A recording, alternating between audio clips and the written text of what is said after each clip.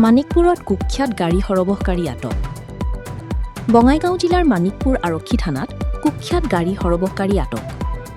গেৰুকাবাৰী আৰক্ষী নিৰীক্ষণ চকীৰ অন্তৰ্গত শিলখাগৰি গাঁৱৰ কম্পাত আলী নামৰ এজন ব্যক্তিৰ পৰা নগাঁৱৰ মাজিদুল হুদা নামৰ গাড়ী সৰবহকাৰী এজন ব্যক্তিয়ে ফাইনেন্স থকা গাড়ী ক্ৰয় কৰি বেআইনীভাৱে গাড়ীৰ এনঅ'চি, বেংকৰ কাগজ, অসম চৰকাৰৰ পঞ্জীয়ন নকল কৰাৰ লগতে পৰিবহণ বিভাগৰ পৰা জালিয়াতিৰে হাইপথিকেশ্যন টাৰ্মিনেশ্যন কৰি বহিৰাজ্য নাগালেণ্ড আৰু ডিমাপুৰ চৰকাৰৰ পঞ্জীয়ন কৰি গাড়ী বিক্ৰী কৰি গাড়ীৰ কিস্তি অনাদায় কৰি ৰাখি সমূহ টকা আত্মসাৎ কৰি আহিছে। উল্লেখ্য যে সৰ্বমুঠ ৫খন গাড়ী কম্পাত আলীৰ নামত এগ্ৰিমেণ্ট কৰি ক্ৰয় কৰি লৈ যায়। ক্ৰিয়েটা গাড়ী এখন ইতিমধ্যে সকলো নথি পত্ৰ নকল কৰি ডিমাপুৰত বিক্ৰী কৰিছে। এই ক্ষেত্ৰত গাড়ী সৰবহকাৰীৰ লগত বহু ৰথী মহাৰথী জড়িত থকাৰ সন্দেহ প্ৰকাশ কৰিছে অভিযোগকাৰীয়ে। গাড়ী সৰবহকাৰী মাজিদুল হুদাৰ লগত বৃহৎ চক্ৰান্তৰ দল এটা জড়িত থকাৰ সন্দেহ নুই কৰিব নোৱাৰি। এই সংক্ৰান্তত মানিকপুৰ থানাত এক এজাহাৰ ৰুজু কৰি মানিকপুৰ আৰক্ষীয়ে তদন্ত অব্যাহত ৰাখিছে। আৰক্ষীৰ তদন্তত ৰৌ বৰালীসহ কোন কোন তদন্তৰ আওতাত আহে সেয়া লক্ষণীয় হ'ব। News desk Bijni first 24। বিকিবলৈ কিনিছিলোঁ, মই নিজে চলাম বুলি গাড়ী কিনা নাই, মই বিকিবলৈ কিনিছিলোঁ। আমি বাৰু সেনেকৈ হেৰিও কৰা আছিলে বিকিম গাড়ী, আৰু মই গাড়ী বিকাৰ পিছত কিহৰ পৰা কি হৈ গ'ল সেইটো মই সিহঁতক ক'লোঁ। সিহঁতে মোক গুৱাহাটীৰ পৰা লৈ আহিলে, আকস্মিক লৈ আহিলে। মই সিহঁতক কৈছিলোঁ যে মোক টাইম দিয়ক, মোক যাব দিয়ক, মই গ'লেহে বস্তুকেইটা ৰিকভাৰ কৰিব পাৰিম। কি হৈছে হোৱা নাই মই চব কিবা বুজি শুনি মই ৰিকভাৰ কৰি দিম। আৰু মই 20 দিনৰ টাইমো লৈছিলোঁ, সিহঁতে যিহেতু টাইম দিয়া নাই। এতিয়া বাকী প্ৰশাসনে কি কৰে আৰু আচলতে তেওঁলোকে যিটো অভিযোগ কৰিছে এই অভিযোগটো সঁচানে? অভিযোগটো মানে মই গাড়ী বিকিবলৈ লৈছোঁ, গাড়ী যিটো এগ্ৰিমেণ্ট মানে যিটো কথা আছে যে EMI মাৰি যাব লাগে, মই EMI মাৰাত হেৰি আছিলোঁ। আৰু EMI অহাও নাই, 5 মাহৰ EMI অহাই নাই। গাড়ী কিনাৰ পিছত প্ৰথম মাহৰ EMI অহাই নাই। এনেকুৱাও নহয় যে EMI এটা লেপছ হৈছে বা কিবা, EMI ডেটেই অহা নাই। তেওঁলোকে কৈ আছে আপুনি নাগালেণ্ড নাম্বাৰ লগোৱাৰ কাৰণে NOC উঠাইছে। গাড়ী মই কিনি নিছোঁ বিকিবলৈ, মই গাড়ী দিছোঁ। এতিয়া ক'ৰ পৰা সিহঁতে গাড়ী বিকিছোঁ, যাৰ তাতে বিকিছোঁ, তেনেকুৱা দুষ্ট চক্ৰ মোৰ লগত কৰি মোৰ গাড়ী গম পাইছে মই এনেকুৱা ফাইনেন্সত গাড়ী দিছোঁ। এনেকুৱা হেৰি আহি সিহঁতে গাড়ী কিনি ল'লে, নিজৰ বেলেগ মানুহ দি এনেকৈ গাড়ীকেইটা ল'লে, তো সিহঁতে মোৰ লগত এনেকুৱা কৰি দিলে। কিন্তু মই ৰিকভাৰ কৰিম বুলি মই সিহঁতক কথা দিছিলোঁ, মোক 20 দিনৰ টাইম দিয়ক, মই ৰিকভাৰ কৰি দিম।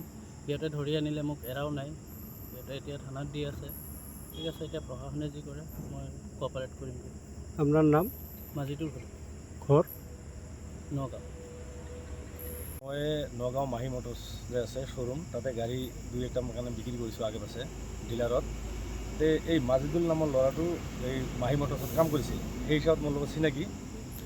মোক ফোন কৰিছিল বহুত, গাড়ী লাগে। তাৰপিছত একদিন ফোন কৰিলোঁ হঠাৎ যে কম্পুদা EMI থকা গাড়ী আছে নেকি? মই ক'লোঁ EMI থকা গাড়ীটো তেনেকুৱা নাই। হঠাৎকৈ মোৰ এজন বন্ধু আছে বৰপেটা ৰোডত, ৰাকেশ নাম। ৰাকেশ দাই মোক ক'ল মোৰ এখন ক্ৰেটা আছে ৰে, বিক্ৰী কৰি দিচোন, মানে EMI দিব পৰা নাই, অলপ জুলুম হৈছে। যদি EMI দিব পৰা নাই, মোৰ এজন মানুহ আছে নগাঁও সি বোলে মানে গাড়ী বিচাৰি আছে নেকি? তে কয় ঠিক আছে, মানুহ ভাল। মই ক'লোঁ মানুহ ভাল মানে মইতো চিনি পাওঁ, মানে মাহী মটৰ্ছৰ মালিকক, তাতে মাহী মটৰ্ছত কাম কৰে ল'ৰাটো মেনেজাৰ হিচাপত। তে মোক ফোন কৰি আছে, যদি গাড়ীখন দিয়া তেনেহ'লে তেওঁক এগ্ৰিমেণ্ট কৰি দি দিয়ক। মই মাতি দিলোঁ। মাতি দিয়াৰ পিছত মাজিদুল ভাই আহি বৰপেটা ৰোডত, মানে বৰপেটা টাউনত যাই কোৰ্টত এগ্ৰিমেণ্ট কৰি মাজিদুলৰ নামত এগ্ৰিমেণ্ট কৰি গাড়ীখন লৈ গ'ল। মই ছিগনেচাৰ মাৰিছিলোঁ, মানে সাক্ষী হিচাপত যে গাড়ীখন বিক্ৰী হ'ল বুলি, মানে EMI মাৰিব হিচাপত। তাৰপিছত এই গাড়ীখন দিয়াৰ পিছত আৰু 2 দিন ফোন কৰিল। আকৌ ৰাকেশ দা কয় আছে চলাৰ পৰা 2-3খন গাড়ী আহিছে, লাগে যদি লৈ যা।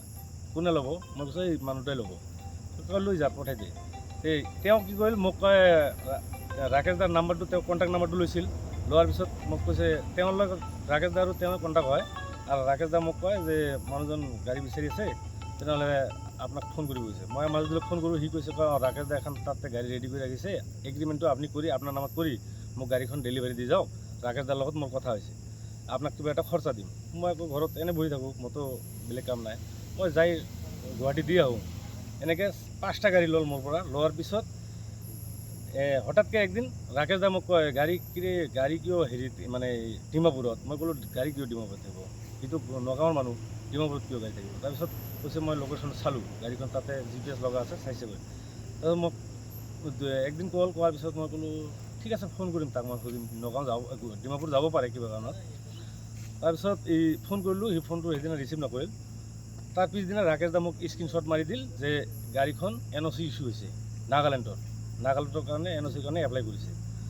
তাৰপিছত মই ভয় লাগি গ'ল, ফটককৈ মই গেৰুকাবাৰীত এজন মোৰ বন্ধু আছে গাড়ী ট্ৰান্সফাৰ কৰে, সি তাত গ'লোঁ, মানে দ্বিতীয়ৰ কাম কৰে আৰু কি, তাতে গ'লোঁ, যাই তাক ক'লোঁ মোৰতো অলপ ভয় লাগিছে, মইতো 4-5খন গাড়ী দিছোঁ এজন মানুহ নগাঁৱত, মোৰ দ্বাৰা লোৱা অহা হৈছে, গাড়ীকেইটা চাই দি। পিছত গাড়ীকেইটাৰ নাম্বাৰ মাৰি মাৰি চাইছে, সবকেইটা গাড়ী মানে নাগালেণ্ডৰ কাৰণে NOCৰ কাৰণে মানে এপ্লাই কৰিছে। আৰু মালিকবিলাকক কৈছে মই ফাষ্টেগ বনাওঁ, OTP যাব দিব, এনেকৈ কৈ OTP লৈছে, লৈ পেলাই এতিয়া যিকেইটা গাড়ী আছে সবকেইটা মই এতিয়াও দেখাব পাৰিম কালি ৰাতিপুৱা গেৰুকাবাৰীত, মানে তাতে মই যোন মোৰ বন্ধুটো গাড়ী ট্ৰান্সফাৰ কৰে তাতে সব আছে কম্পিউটাৰত, এইবিলাক মই লাগিলে দিব পাৰিম আপোনাক।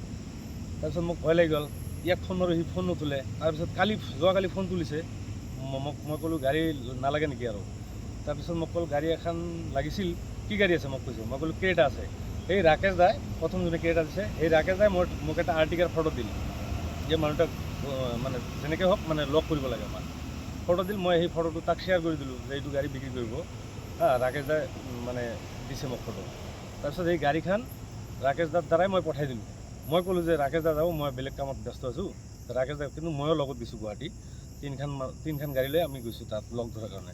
যাই পেলাই গাড়ীটো মানে আৰ্টিকাখন তাক সমজাই দিয়াৰ আগত আমি মানে অলপ ছাইডৰ পৰা আছিলোঁ, যাই পেলাই ধৰি গৈছোঁ যে তই গাড়ীবিলাক যে এনেকুৱা কৰিছা, মোৰ লগত চাওঁ, আমি মালিকৰ লগত তোক সমজাই দিম, তই এগ্ৰিমেণ্ট কৰি নিজে লৈ মোক বচাই দিয়ে, এনেকৈ কৈছোঁ আৰু কি। তাৰপিছত এনেকৈ অনা হ'ল। অনাৰ পিছত মোক আজি সন্ধিয়া মানে দিনটো আমাৰ বুজাবুজি কৰিলোঁ, গাড়ীখনৰ লোন সি ক্ল'জ কৰিব, সবকেইটা গাড়ী লোন ক্ল'জ কৰিব, নিজে স্বীকাৰ কৰিলোঁ। মানে মই সবকেইটা গাড়ী লোন ক্ল'জ কৰি মালিকক মাতি ক্ল'জ কৰি মই ইয়াৰ পৰা যাম। আমি এনে বহি 10-12জন মানুহ বহিছিলোঁ, বহি এইটো আলোচনা ফাইনেল হ'ল। সন্ধিয়াত মোক ভাঙাগড় আৰক্ষী থানাৰ মানে OC ছাৰে মোক ফোন কৰিছে, আপোনাৰ নাম কম্প'জ যাবলৈ হওক। তাৰপিছত মোক কৈছে কয় ৰাকেশ কোন, মই ক'লোঁ ৰাকেশটো মোৰ বন্ধু এই বৰপেটাৰ ওচৰত।